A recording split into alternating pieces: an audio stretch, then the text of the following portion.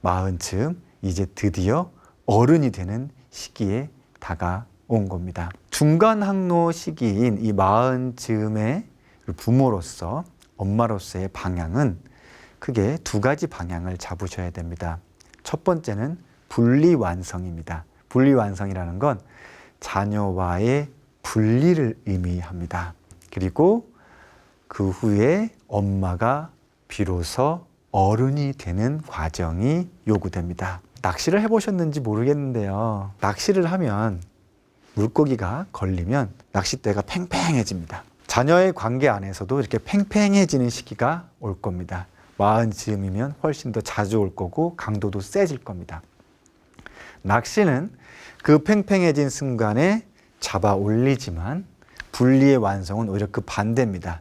낚싯줄을 느슨하게 풀어주는 겁니다. 그리고 또 다시 팽팽해지면 또 느슨하게 풀어주고 또 팽팽해지면 느슨하게 풀어주는 겁니다. 이 과정이 자녀와의 분리의 완성을 이루는 과정이다. 자녀와의 분리 완성? 분리보단 애착이 더 중요한 것 아닌가요? 이런 생각이 드실 겁니다. 그런데요, 애착 시기는요, 끝났습니다. 우리 아이가 초등학교에 들어왔다? 더 이상 애착에 신경을 쓰시면 안 됩니다. 원칙적으로는요, 사실은 아이가 태어나면서부터 이미 분리가 시작됐습니다. 선생님, 안정애착이라는 게 정말 중요하다고 들었는데, 예, 정말 중요하죠. 그런데요, 안정애착이 왜 중요한지 분리의 의미에서 제가 말씀을 드릴게요. 처음에 아이가 태어났을 때 아이는 사실 엄마와 나를 구분하지 않습니다.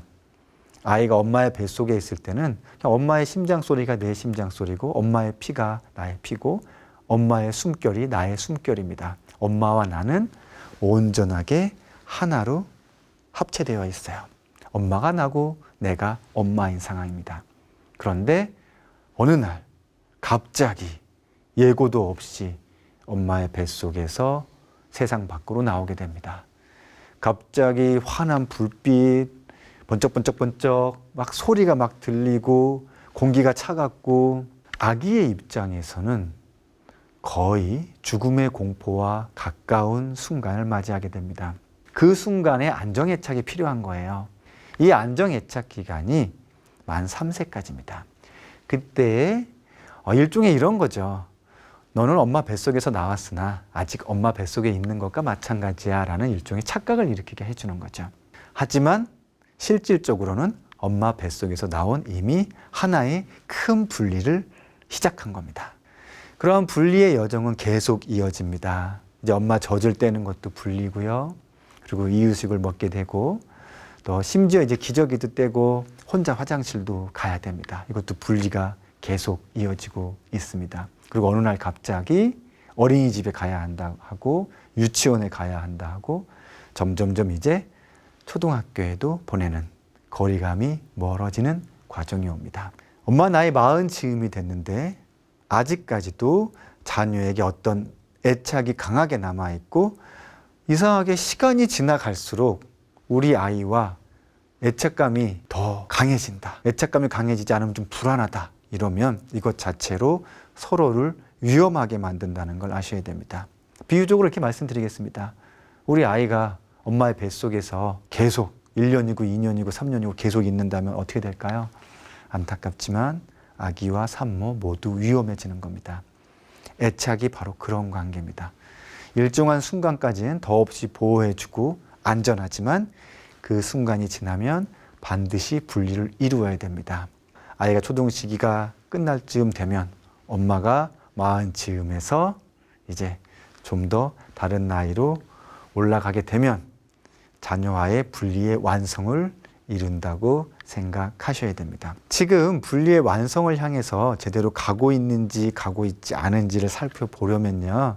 뭘 보셔야 되냐면 아이의 활동 범위를 보시면 됩니다. 우리 아이의 활동 범위가 점점점 넓어지고 있는지 그리고 우리 아이가 그러한 넓어진 활동 범위 안에서 혼자서 또는 엄마가 아닌 타인들과 활동하는 시간이 점점점 해가 갈수록 학년이 올라갈수록 늘어나고 있는지 그렇다면 분리의 완성을 향해 나아가고 있는 겁니다.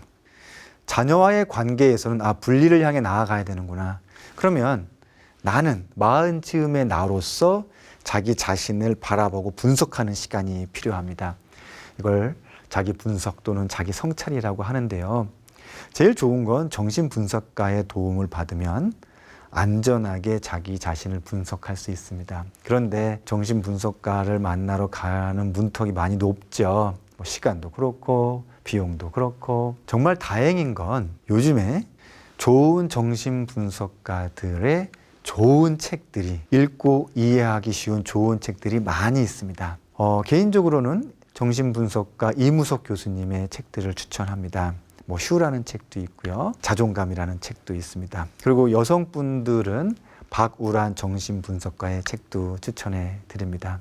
그러면 조금 더 구체적으로 자기 자신을 분석해서 내 자신이 이제 엄마라는 이름 이외에 진짜 어른이 되는 과정을 말씀드리겠습니다. 정기적으로 혼자만의 동굴 속으로 들어가십시오. 이게 무슨 말이냐면 혼자만의 여행을 가시면 좋습니다. 친구들이랑 같이 놀러 가서 수다 떨고 뭘 하라는 얘기가 아닙니다. 1박을 하면 좋고요. 2박을 하면 더 좋고요. 3박을 하면 더 좋습니다. 아이고 선생님 1박이란요. 반나절 시간 내기도 어려워요. 예, 그러면 반나절이라도 좋습니다. 혼자 있을 수 있는 공간이 필요합니다. 그곳에 가셔서요. 처음엔 그냥 잠만 자도 됩니다. 한 달에 한 번이면 좋고 2달에 한 번이라도 정기적으로 혼자만의 동굴 속으로 들어갑니다. 가능하면 집에서 멀리 떨어져 있을수록 좋습니다. 멀리 떨어진 어느 방에 가서 어떤 여행지여도 좋고 조용한 곳이어도 좋습니다. 요즘에 시골에서 하루 살기 해가지고 이렇게 시골집 잠시 가 있을 수도 있죠. 꼭 시골이 아니라도 도심이어도 상관없습니다. 안전한 공간에 가서 혼자 머물러 있습니다. 처음엔 일단 잠만 자도 됩니다. 잠만 잘 자고 와도 성공한 겁니다. 다음에 가서도 또 잠 자도 괜찮아요. 그렇게 2번, 3번 정도 어떤 안정감을 느끼고 여기서 나 혼자 있구나. 이제 좀 내가 무언가를 생각하고 내 자신을 바라봐야 되겠구나 하는 마음의 안정감이 느껴지신다면 그때부터 작업에 들어가십니다. 어떤 작업이냐? 글을 쓰는 겁니다. 나에게 떠오르는 어린 시절에 관련돼서 글을 씁니다. 맨 처음에 생각났던 시기부터 해도 되고 그냥 생각나는 순간부터 해도 되고 즐거웠던 것부터 해도 되고 슬펐던 것부터 해도 되고 아니면 엄마에 대해서 기억나는 것부터 그 다음에 아빠에 대해 기억나는 그렇게 인물별로 해도 상관없습니다. 어떤 거든 상관이 없어요. 단 조건은 나에 대한 이야기를 쓰는 겁니다. 그렇게 글을 쓰다 보면요. 어느 순간 펜을 내려놓게 됩니다. 더 이상 쓸 수가 없어요. 막 눈물이 나오기도 하고 또 화가 나서 손이 부르르 떨리기도 합니다. 괜찮습니다. 그럴 땐 잠시 멈췄다가 생각에 잠겼다가 아니면 다시 또 잠을 좀 잤다가 잘 먹고 일어나서 다시 써 내려가는 겁니다. 네. 그렇게 A4 한 2장, 3장, 4장 정도 이렇게 적어 내려가다 보면 이 정도 분량이면 일종의 스토리가 나왔네 라고 생각할 즈음에 이제 그걸 나의 목소리로 녹음하는 겁니다. 녹음해서 산책할 때 나에게 들려줍니다. 이어폰을 꽂고 들으면 되겠죠. 그리고 천천히 산책을 합니다. 어떤 현상이 일어나냐면 나에게 들려주는 나의 이야기가 됩니다. 그러면 나의 이야기가 마치 머릿속에서 상상이 되듯 그림이 그려지면서 스크린에 무언가 영화의 한 장면처럼 나의 이야기가 쫙 스쳐 지나갑니다. 이런 작용을 전문용어로 메타인지가 발동한다고 이야기합니다. 내가 나의 이야기를 들으면서 나의 이야기가 내 화면 스크린 안에 펼쳐지면서 나와 떨어지게 되는 겁니다. 그 과정을 하다 보면 마찬가지로 발걸음이 무거워지기도 하고 너무 힘들어서 잠시 벤치에 앉아서 쉬기도 하고 또는 눈물을 흘리는 과정이 반복됩니다. 힘겨우면 듣던 걸 잠시 내려놓으셔도 됩니다. 괜찮습니다. 그만큼 내 자신을 마주하는 과정은 힘든 겁니다. 그러한 과정들을 겪고 다시 글을 쓰고 다시 들려주고 또 글을 쓰고 들려주고 글을 쓰고 들려주고 하다 보면 마지막 즈음에 돼서 결국에 대부분은 내가 나에게 이런 말을 던져줍니다. 선아야, 미안해. 은주야, 미안해. 미정아, 미안해. 내가 나에게 미안하다는 이야기를 하게 됩니다. 은주야, 알아. 그래. 죄책감을 갖지만 그때 너가 너무 어렸잖아. 미안해. 그건 어쩔 수가 없었어. 미안하다라는 말 안에는 이런 말이 내포되어 있는 겁니다. 걱정하지 마. 지금은 내가 어른이 됐어.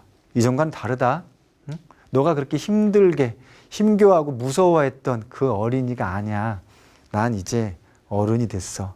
지금은 그래도 뭐라고 얘기할 수도 있고 이렇게 서 있을 수도 있고 나의 공간도 있고 나의 이름이 있어. 걱정하지 마.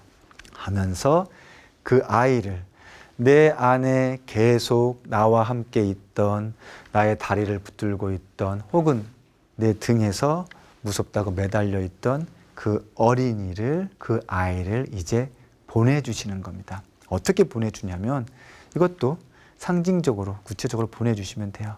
지금까지 내가 적었던 그 글 있죠? 그 글을 잘 종이를 접어서 박스 안에 넣어줍니다.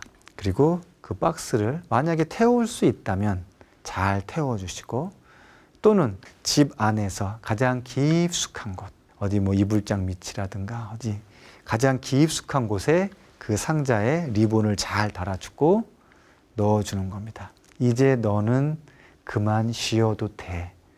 앞으로의 일은 내가 감당하고 갈게. 내 내면에 상처받았던 힘들었던 그 아이를 보내주고 나면 나는 드디어 이제야 40이 넘어서야 어른이 된 겁니다. 여기서 끝났냐? 아직 끝나진 않았습니다. 한 가지 과정이 더 있습니다. 뭐냐면 찾아가서 말하는 겁니다. 누굴 찾아가요? 그러한 글을 적다 보면 나에게 상처를 줬던 혹은 힘겨움을 줬던 누군가를 알게 됩니다. 대부분은 안타깝지만 엄마나 아빠나 주변에 누군가 가까운 사람이었어요.